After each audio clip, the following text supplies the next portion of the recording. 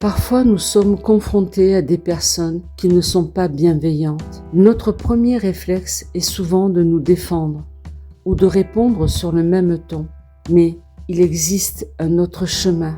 Dans un des textes, des personnes viennent trouver le Christ. Ils lui posent une question. Est-il permis de payer l'impôt à César ou non? Ils n'attendent pas la réponse. Ils veulent confondre et déstabiliser le Christ. Cela ne vous est-il pas déjà arrivé à vous? Quelle a été votre première réaction lorsque quelqu'un a cherché à vous mettre en difficulté? Le Christ s'est retrouvé dans cette situation où il a dû user de sagesse pour répondre à ses adversaires.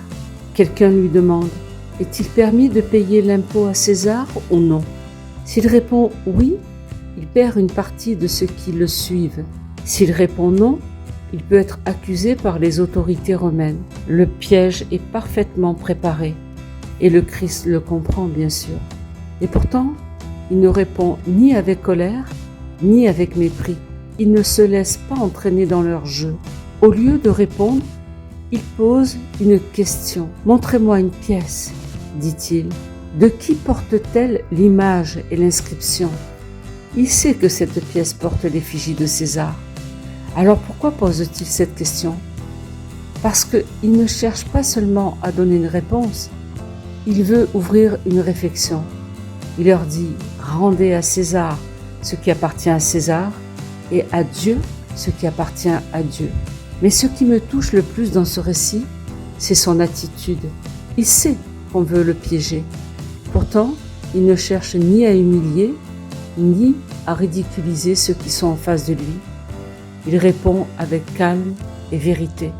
Il continue à les aimer avec patience. Aujourd'hui encore, nous rencontrons des personnes qui nous blessent, nous provoquent ou autres. Quelle est notre attitude? Le Christ nous montre qu'il est possible de répondre autrement, de défendre la vérité sans perdre la paix, d'être ferme sans devenir dur. Ce n'est pas seulement sa réponse qui désarme ses adversaires, c'est sa patience, sa tolérance, son amour. La véritable force consiste à ne jamais laisser l'attitude des autres décider de ce que nous avons à faire. Et vous, pensez-vous que la patience est une faiblesse ou une véritable force? Que la paix de celui qui porte la vie divine en lui vous comble de son amour pour vous et pour vos bien-aimés.